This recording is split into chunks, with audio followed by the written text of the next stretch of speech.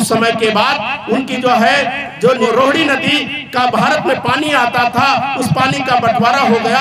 बंटवारे में हमारे उन लोगों ने वहां बांध लगा दिया, पानी आना कम हो गया। बुद्ध ने कहा कि ये वहां के जो गढ़ व्यवस्था थी, बुद्ध के काल में गढ़ व्यवस्था थी। गढ़ों ने कहा युद्ध होगा, तथागत बुद्ध ने कहा युद्ध से के अलावा कोई दूसरा रास्ता नहीं है।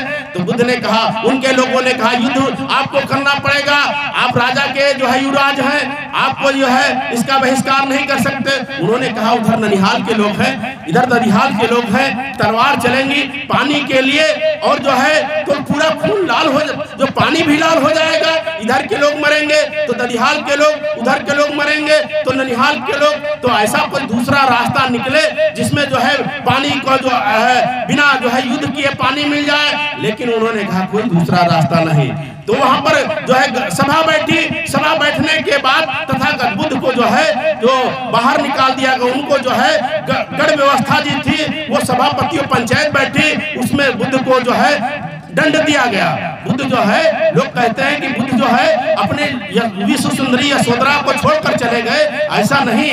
बुद्ध को दंड दिया गया, या तो आपको फांसी दी जाएगी या तो युद्ध लड़े। बुद्ध ने कहा फांसी पर मैं चढ़ने के लिए तैयार हूँ, लेकिन मैं युद्ध लड़ने के लिए तैयार नहीं हूँ, क्योंकि इस मानव का खून बहेगा, इसमें कोई चीज नहीं मिलेगी, और वो जो खून से लटपट पानी है उससे फसल भी पैदा नहीं होगी। उन्होंने लड़ाई लड़ना सोचा, या तो कहा राजपाट छीन लिया जाए तुम्हारा, तुमको राज से बाहर कर दिया जाए। तो उन्होंने कहा राजपाट छीन लिया जाएगा तो हमारे माता पिता बुजुर्ग हैं, या उनको राजपाट हमारे जो कारण उनको कोई कष्ट ना हो, इसलिए उन्होंने बुद्ध ने कहा कि और दूसरा कोई रास्ता बताइए। उन्होंने कहा आपको राजपाट छोड़कर जाना होगा। तथागत बुद्ध ने कहा ठीक है, मैं अपना ही राजपाट छोड़ करके अपने परिवार को बताते हुए वो चले गए। उन्होंने जो लगातार 28 वर्ष की अवस्था में विश्व सुंदरी यशोधरा अपना बेटा राहुल को छोड़कर चले गए, और 7 वर्षों तक निरंतर इधर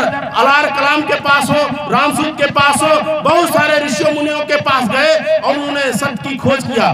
तो लंबा समय बीत गया, उनके बहुत सारे लोग, उनका जीर्ण शीर्ण हो गया। बहुत सारे तरीके से विपासना हुई, बहुत तरीके से अलग अलग तरीके से उन्होंने सत्य की खोज किया, लेकिन सत्य नहीं मिला। आखिरी में उन्होंने भूख और पानी और खाना तज दिया।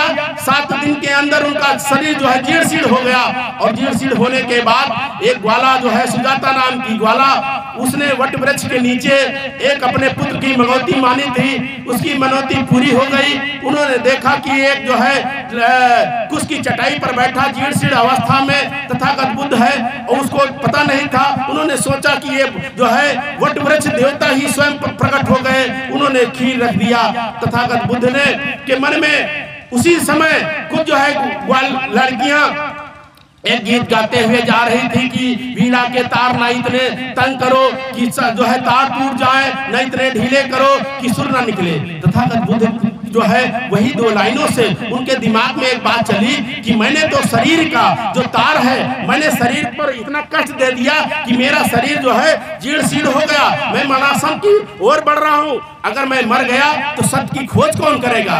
पूरा दुनिया सत्य से अज्ञान हो जाएगा। उन्होंने उसी क्षण जो सुजाता द्वारा लाई गई खीर को खाने की इच्छा व्यक्त की, और सुजाता ने 2 चम्मच खीर खिलाई। उनको चेतन ऊर्जा प्राप्त हुई, और उसके बाद धीरे धीरे दोनों हाथों से सहारा देते हुए उठे। उठने के बाद निरंजना नदी में गए, स्नान किया, पानी पिया, और फिर आके थोड़ी थोड़ी करके खीर को 7 दिनों में प्राप्त किया।